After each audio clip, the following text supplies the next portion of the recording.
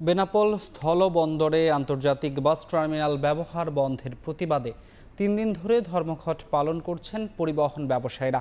এতে বন্ধ রয়েছে সারা দেশের সঙ্গে বেনাপোল রুটে যাত্রীবাহী বাস চলাচল। সীমাহীন দুর্ভোগে পড়েছেন যাত্রীরা। বিস্তারিত জানাতে এই মুহূর্তে বন্দরে আছেন রিপোর্টার আজিজুল হক। সরাসরি যাচ্ছি তার কাছে।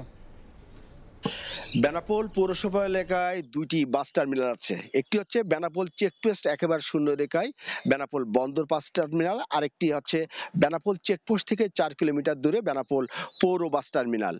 2017 সালে এই আমার পিছনে বেনাপোল বন্দর বাস টার্মিনালটি স্থাপন করা হয়। এই রুটে যারা ভারত এবং বাংলাদেশের মধ্যে পাসপোর্ট যাত্রী যাতায়াত করে থাকেন সেই পাসপোর্ট যাত্রীদের যাতায়াত সুবিধায় এবং এই পাসপোর্ট যাত্রী যা বহন যারা করে থাকে অর্থাৎ পরিবহন ব্যবসায়ী, সেই পরিবহন ব্যবসায়ীদের যে বাস কাউন্টার সেই বাস কাউন্টার এখানে ছিল এবং এই চেকপোস্ট থেকে 4 কিলোমিটার দূরে যে পৌর বাস টার্মিনাল সেই বাস টার্মিনালটি স্থাপন করা হয়েছে যে বন্দর এলাকায় যে যানজট সেই যানজট নিরসনের জন্য। তবে এই শূন্যরেখা থেকে 4 কিলোমিটার দূরে পৌর বাস টার্মিনাল হওয়ায় কিন্তু এটি ব্যবহারে প্রথম থেকে কিন্তু যারা বাস চালক আছে তাদের আপত্তি ছিল। অবশেষে গত সপ্তাহে উপজেলা নির্বাহী কর্মকর্তা এবং যারা বৈষম্যবিরোধী ছাত্র সংগঠনের সদস্য আছেন তাদের সাথে পরিবহন ব্যবসায়ীদের একটি সমঝোতা হয় যে দূরপাল্লার বাস যেটি ভারতগামী পাসপোর্ট যাত্রী নিয়ে আসবেন সেই বাস যাত্রীগুলো রাত্রে বেনাপোল শূন্যরেখায় যে আন্তর্জাতিক বাস টার্মিনালে এই বাস টার্মিনালে যাত্রী নামিয়ে তারা আবার ভোরে পৌর বাস টার্মিনালে চলে যাবেন।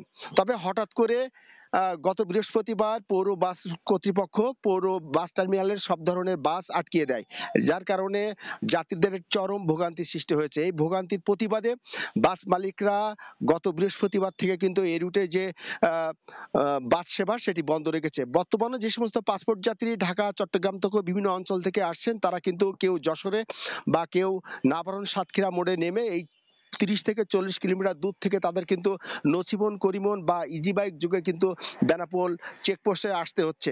বিষয়টি সমাধানের জন্য আমরা দেখেছি গত দুদিন ধরে কিন্তু বাস মালিক সমিতির সদস্য এবং যারা পৌর কর্তৃপক্ষ বা যশোর জেলা প্রশাসক মহোদয় আছেন তাদের সাথে কিন্তু বৈঠক হয়েছে। তবে এই বৈঠকে কিন্তু কোনো সুরাহা না হওয়ায় অর্থাৎ দুই পক্ষ তাদের সিদ্ধান্তে অটল থাকায় কিন্তু এখনো এই বাস সেবা কিন্তু এই রুটে বন্ধ রয়েছে।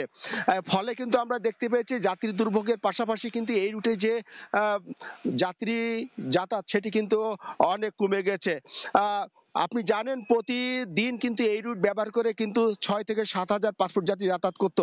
তবে এখন এই বাস ধর্মঘটের কারণে কিন্তু এ পথে যাত্রী যাতায়াত কমে গেছে। তো এই ছিল বেনাপোল স্থলবন্দর থেকে যে